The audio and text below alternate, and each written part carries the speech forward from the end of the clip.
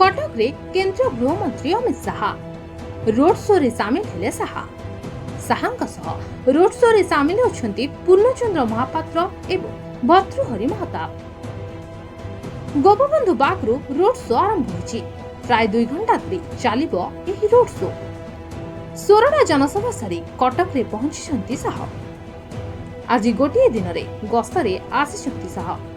भुवनेश्वर विमान बंदर रे पहुंचिबा परे सोरडा अभिमुखे जाइथिले। विमान बंदर रे शाह को भव्य स्वागत संबर्धना मध्य करा जायछि। सोरडा जनसभा रे सामिल होइथिले अमित शाह। शाहଙ୍କ गस्त ओडिशा बीजेपी रो मनोबल को आहुरी सुदृढ़ करछि। Bureau report media voice.